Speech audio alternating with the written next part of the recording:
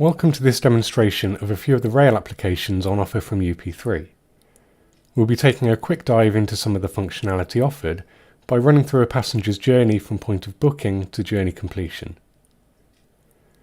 For the purposes of the demonstration, we'll be using a fictional train operator called MyTok, and we'll be taking on the persona of Aaron Butler, a customer of MyTok. Aaron is a season ticket holder, but he's decided that he'd like to make a trip to Hazel Grove from his home in Blackpool to visit some friends. Aaron has booked his tickets online, and he's since decided that he'd like to take his bike with him. He's gone to the MyTok website and then been redirected through to the Help Centre. The Help Centre forms part of the customer-facing front end to the Rail Case Manager application running on the ServiceNow platform. The Help Centre is the place customers can go for information regarding travel with MyTok, including the ability to get in touch with the customer service team, check the status of any cases they have ongoing, apply for ticket refunds or delay repay, or self-service information that may help answer any questions they have. The Help Centre provides convenient search functionality that allows Aaron to find the information he needs about bikes on MyTok train services. As you can see on the results page for Aaron's search, we also have a Most Viewed Knowledge section. This section, which is also visible on the home page, is dynamically updated with each view the Help Centre gets for its knowledge articles. As it would happen, the question about bikes is the most popular question for MyTok. On clicking through to the article, Aaron has gotten the information he needs and now knows that he's free to take a bike on the train. This simple example just shows how the Help Centre in Rail Case Manager can effectively deflect contact with the customer service team when there are simple answers to customer queries, freeing the customer service team up to deal with other cases already in the system. Fast forwarding to the day of travel, Aaron has boarded his service from Blackpool North to Hazel Grove, successfully finding a space for his bike, but unfortunately he's encountered a delay to his journey and he's sat on the train trying to find out what's happening. With that, I'll hand over to Justin, who will take you through the processes going on in the background in order to get Aaron's train moving again. Thanks, Callum. I'm going to be acting in the persona of the Duty Control Manager, who will be operating out of the control centre. We're presented with a dashboard that shows all the logs that have been created today. These represent the events that have been reported to control, from sources such as frontline staff, Network Rail and the British Transport Police.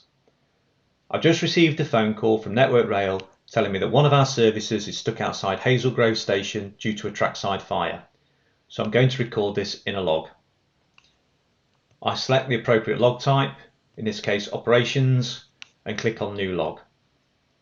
The log is a simple form where we can capture some basic details. I'm going to enter the train service impacted, in this case the 2 Hotel 05, and you'll notice that as I type, the services are filtered by the same head code that I've entered. We have all the services of every TOC on the platform, so searching is quick and easy. I select the service, the Blackpool North to Hazel Grove, and then I can also enter a short description about what's happened.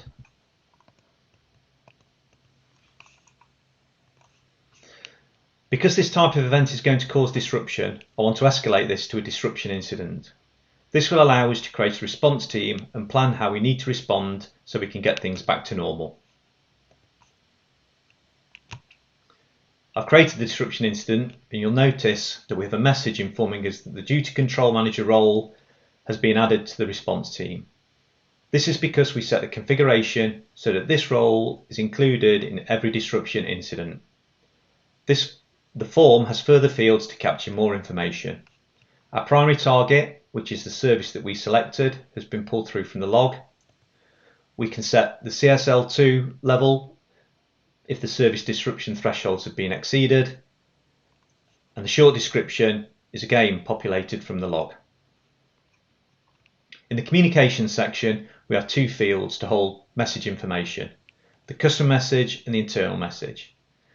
The customer message is to inform the frontline teams of the consistent message we want to communicate with our customers. This is visible to the frontline teams via their mobile portal view. The internal message can hold information that is purely for internal purposes. It is not displayed on the portal. I'm going to add a customer message.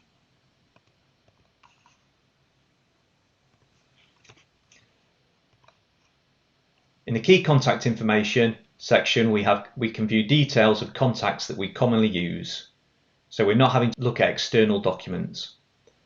If we want to add a new one, we can click on here, add the name and the number, and if we want to add further information including images, we can add it in here.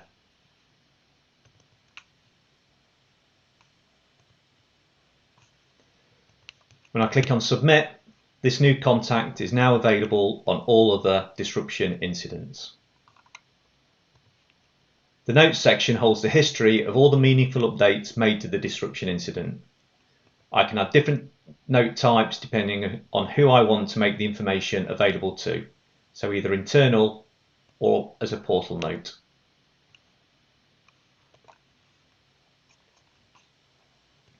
In the related list section at the bottom of the form, we have more information related to this disruption incident. The impacted targets represent anything that could be impacted by the incident. Our default settings are services and stations. Our service has already been set as a target, and I can click through to this to see further details. I can view the staff on board, so in this case the train driver and train manager.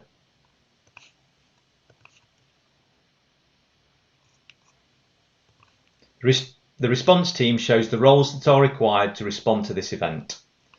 You'll note the duty control manager is already listed and that the person who is fulfilling this role has been automatically populated. This is using automation based on the staff schedules we have on the platform.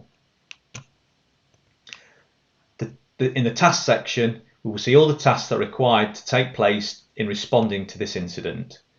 These are created either automatically from a response plan or manually as required.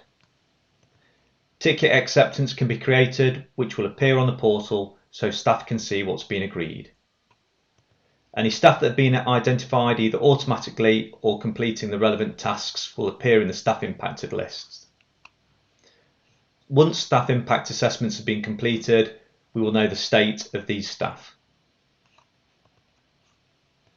Impacted customers will appear as any customer impact assessment tasks have been completed.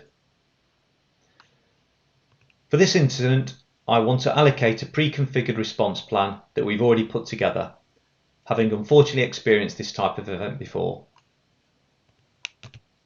I open our targeting screen. Here we can see all the locations that we can select as a target and any of the services that are running today. Against our target, I want to choose the relevant response plan. In this case, a fire next to the railway line. I can add multiple plans depending on how I want to respond to the event.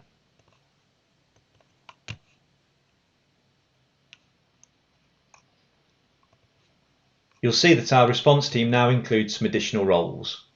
This is based on the roles required to fulfill the tasks in the response plan. You can again see that the system has automatically identified the people against the roles, including our train manager who is on board the impacted service. Now I have my response team assembled, I can start the response. In doing so, all the users in the response team will get a push notification to their mobile device, informing them that there is a disruption incident. This will generate all the tasks from the response plan and assign them to the individuals accordingly. Assigning a task will also trigger a push notification to that assignee to let them know. As you can see, some of the tasks are in an open state and some are set as pending. The open tasks can be started on immediately. The pending tasks will rely on a previous task being completed before they can be started. You can see that some of our tasks are assigned to our train manager, including this one to advise customers about delay repay if appropriate. At this point, I'm just going to add some ticket acceptance. So I select the train operator and the origin and destination of where the ticket acceptance is being covered. I can put in a time of when the ticket acceptance starts and when it ends.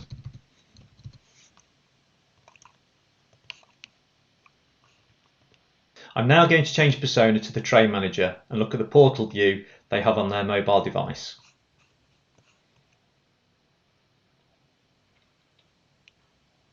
I can see the details of the new incident, which gives me the customer message, and there is also some ticket acceptance. I open the incident where I can see the details of the ticket acceptance and the latest update. I can also review the response team that have been assembled. I have the options to call the member of the response team directly, or I can message them using the in-platform messaging capability. I can see a task has been assigned to me because it's been highlighted. This is to remind me to advise customers that they are entitled to delay repay compensation. I can start that task now. I make the announcement to the customers and I can close that off when completed. This means that anyone else looking at this disruption incident will see that that activity has taken place. I can now hand back to Callum to continue the story from the customer's view. Thanks for that, Justin. Taking the advice of the train manager, Aaron has come back through to the help centre of MyTOC. At the top of the screen here, you can see that we've got a disruption message now, which would have been entered by the information controller as part of the disruption incident. Now, before we go on to make that claim for a delay, we'll just take you through a few more aspects of the portal here. Starting at the top, we have the main menu, and this will allow us to get to all of the main areas of the help centre itself. We can see we can claim for delays and for refunds, getting in touch with the customer service team, whether it be for fault reporting, complaints, inquiries, etc. We've also got the ability to check the status of a case, should you have one ongoing, and of course access to the FAQ that you saw in the first part. Again, as you saw in the first section, we've got the main search area in the centre of the screen here, which allows searching of the knowledge base within the help centre. Below this, we have a selection of links which are customizable per implementation. And these are links that will take you through either to areas of the TOC's website or through to areas of the help centre itself. Moving further down the screen, we then have essentially a replication of the menu at the top to try and make it as easy as possible for anybody who needs to use the portal. Slightly further down the screen, we can see the top questions section, again as you saw in the first part of the demonstration. And we've also got the option to start a live chat. Now, Aaron came here to make a claim for a delay, so we will quickly go through a little bit of that process. By clicking on the Claim for a Delay button, we're taken through to the guided web form which forms part of the Help Centre. As you can see, the first question here, nice and simple, is have you travelled yet? We'll select yes, as Aaron is currently on the train. And you can see then that we're then told to prepare and what we'll need in order to make this claim. This is a fully guided web form, so the idea is that throughout the process we'll make it as easy as possible for the customer to provide the information that they need to. Now, Railcase Manager itself has a full automation engine built in, so that when these claims come in, they're processed from start to finish, including the payment of compensation. In order for us to demonstrate this, we will actually be taking a more manual approach, and we'll be creating the delay repay claim manually in the normal ServiceNow view. So let's do that now. Back on the ServiceNow platform itself, and in the Railcase Manager application, we're on Aaron's customer record. As you can see, we capture all sorts of information about the customer, including their address, their email, phone numbers. We capture things like social usernames so that you can contact them on social media if needed. We also capture preferences for the customer, for instance, to do with marketing, whether they're opted in and out, whether you allow them to have automatic delay repay claims processed by the system for this specific customer. We also store payment details so that should you need to compensate the customer for any reason, you have ready access to that information. For the purposes of fraud detection, we also capture IP addresses and device fingerprints so that we can link customers together.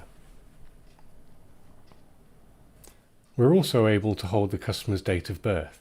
Pairing this with simple and configurable workflows on the ServiceNow platform will enable you to achieve things like sending out promotional materials, such as coffee vouchers for instance, around their birthday. We can also see here that we're able to instantly have visibility of their current season ticket should they have one, and the price of that season ticket as well.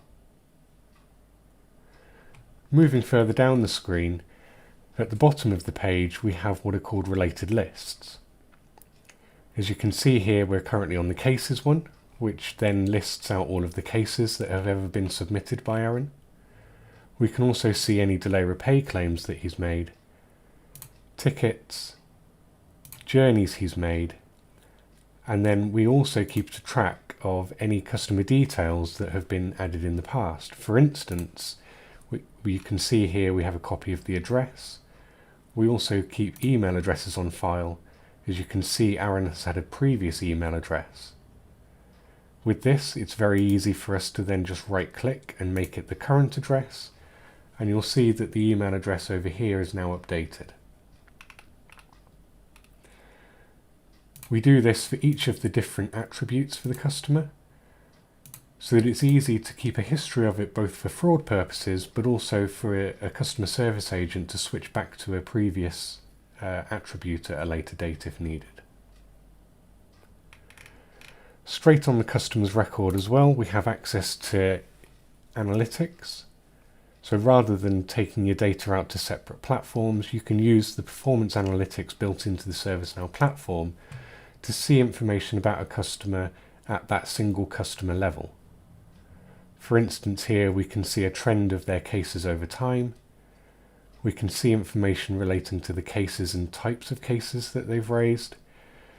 And we can also see the average time it takes to get to a first resolution or first substantive response for this customer.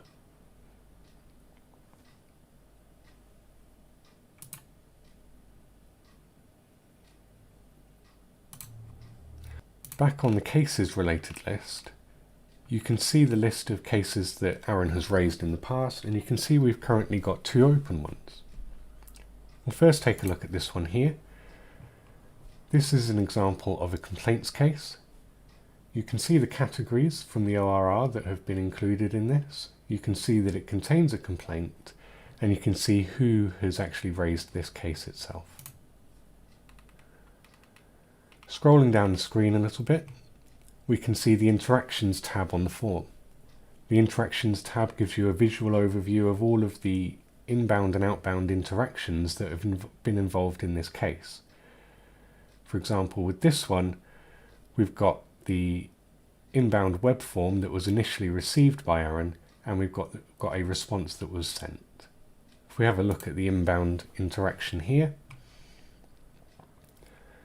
on coming through to this, we can see the full web form submission itself, including all the information that was submitted by Aaron. And we can also see an overview of the ORR information. So we can see again that it contains a complaint, and we can see our performance against the SLAs that are recorded as part of the ORR reporting. The ORR reporting forms another part of the application which we won't cover today, but it allows you fully automated reporting at the end of each rail period, saving you from the pain of exporting your data to separate systems or Excel files in order to get the data you need to report back to the ORR.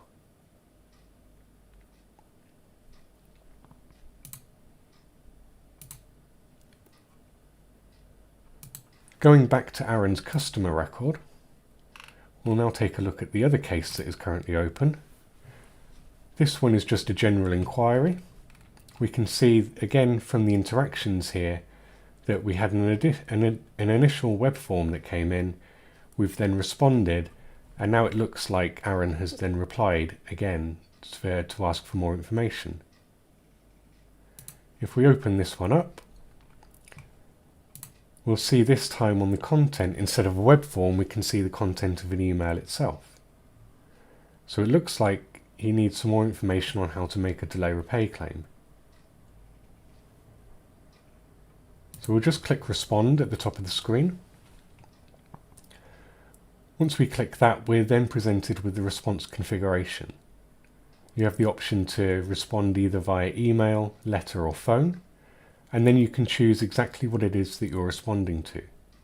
Again, this all forms part of the ORR reporting piece, as it is important to track which particular categories that you're responding to each time.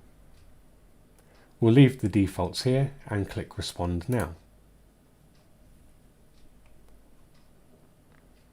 On doing that, we're presented with the Communication Designer.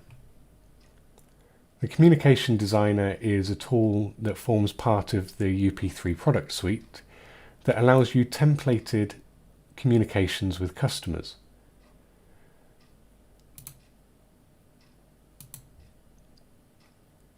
You can define how you want to communicate. In this case, it's email, and you can also have letters. You can send from specific email addresses if you need to. And then you can also choose the templates that you actually want to send. We start off with the default header and footer. In this case, we'll search for how to claim. And we can see here we have a template called delay repay how to claim. We simply just have to drag this over to the right hand side, and you can see that has automatically placed that into the templated email.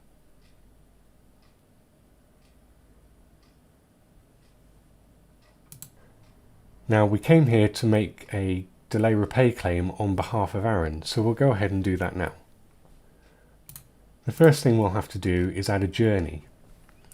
You can see here we've already got a history of journeys that matches against his season ticket, but we'll just quickly add a new journey now for his journey from Blackpool North to Hazel Grove.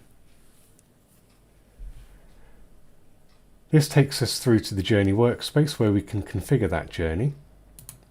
We can add a scheduled leg to the journey as simply just by typing in either the full station name or the CRS code of that station.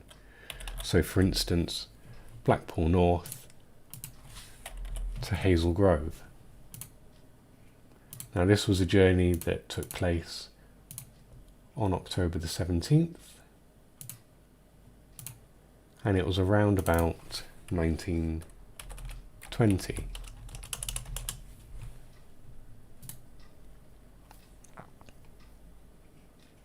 As you can see, on clicking Find Services, we then are presented with a list of the services, and it's automatically selected the service closest to our querying time. Once I click Confirm, that adds that in as a scheduled leg to this journey.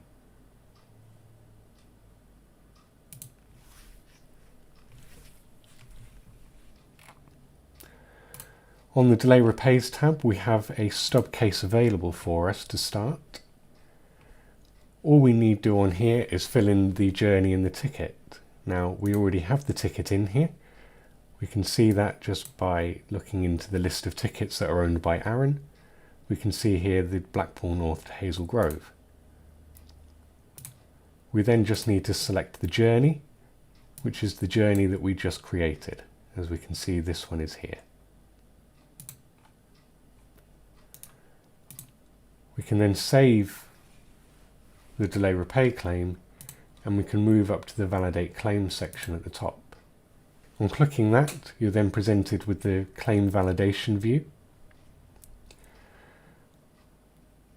This allows you to automatically validate claims when they come in. Now normally claims would be validated automatically by the system, but in this case we're going to show you this being manually done. By simply clicking Assess, it then runs through a set of rules that can be defined on a TOC by TOC basis in order to actually validate the claim. First of those rules is just verifying that the claim was raised within time. We've then got whether the customer is actually allowed to have this type of processing against their customer record. We confirm that the ticket exists, and we've confirmed that the ticket does indeed exist in Lennon. We've then confirmed that the ticket is valid for the date of travel and for the journey itself. We then go through a process of validating the delay itself. This will use our journey validation engine, which will account for things like fail to stops, fully cancelled services, early terminations, and so on and so forth, and will build the customer's journey as we expect they should have taken it in real life. We can then see below that we have a fraud check. On this occasion, it would appear that there is a duplicate journey. Now, before we go through to that, you can see straight away that the state of the case or the claim itself has changed to awaiting fraud verification. We just go back into the claim view. We can then go through to the fraud case and have a look at that. On the fraud case, you can see the customer that has been the subject of this, and we can see which particular delay repay claim and which particular record triggered it. So we can see it was the delay repay claim here, and it was this journey that's been flagged. We can see any breaches that have occurred. On this occasion, we were looking for journeys that were duplicated.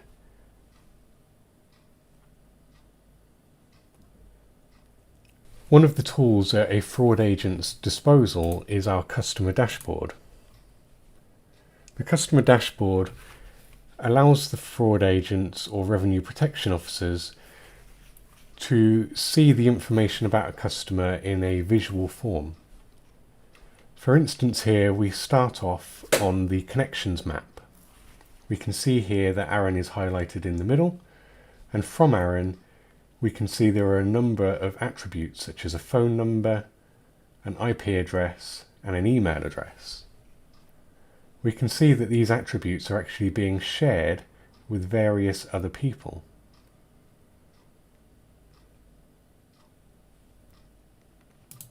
On the customer list, we see the same information, but just in a tabular format. When highlighting over certain attributes, you can see where the information is shared with other customers. On the left-hand side, we have the different modules as part of the customer dashboard. The next one down is the analytics view. On here, as it's configured, we have a journey pattern. The journey pattern shows the trend of this customer and the journeys that they take. So we can see along the bottom we've got the hour of the day, and then on the y-axis we have the number of journeys made. So we can see here that this is a fairly standard commuter pattern with many journeys around 8 AM and 5 PM. Next here we have the delay bands that have been claimed for. Again, this is split into the different bands that pay compensation, so the 15 to 30, 30 to 60 and so on, and then a count of how many claims have been made under each band. Normally, if we were suspecting fraud, we would probably expect to see more in the 120 minutes plus range, where people are trying to play the system to get as much money back as they possibly can. Further down the page, we then have a total compensation by month. This allows you to see a trend of any compensation being paid. Normally a very steep upwards trend would indicate that somebody is gaining in confidence in how much money they can actually get back. The analytics on here are completely configurable, so you can add custom analytics as needed. Having reviewed the information on the customer dashboard, the Revenue Protection Officer has decided that there's probably no fraud actually taking place. All that needs to be done now is to change the state of the fraud case to closed with no fraud detected. On doing that, we're then presented with an option to add this customer to a particular fraud list. We'll leave this as none for now. And then we can update the fraud case. On the delay repay claim, as you can see, the state has now moved to a state of open. If we have a look at the Notes tab, you can see that throughout this process, when we initially validated the claim, we can see it was sent for protection, sent for review to Revenue Protection, and we can see on us changing the state of the fraud case back to no fraud detected, that has also updated the case here as well with a note. We can see it now just says that we need to rerun the validation to proceed, so we'll do that. We'll click Validate Claim again. Same as before, we'll just click Assess and we'll let it run through the validation. We can see that we've now moved to a passed state. Going down through the result, we can see that the fraud check section has now been resolved with no fraud being detected. At the top of the assessment, we can see how much compensation is due, and we can also see a calculation as to how we've gotten to this value. You now have the option as an agent to refund and send a communication, or if you wish, you can refund and then edit before you actually send. For this demonstration, we'll just click Refund and Send Communication and then click Run. The case then reloads. We can see that the state has moved to resolved. We have another note on the case to say that the compensation of £7.05 has been sent to Aaron, and we can also see towards the bottom of the screen the compensation record itself. That concludes our demonstration today. If you'd like to find any more out about our products, please get in contact. You can contact either myself or Justin, or you can get in contact with UP3 directly on the details you can now see on screen. Thank you for watching.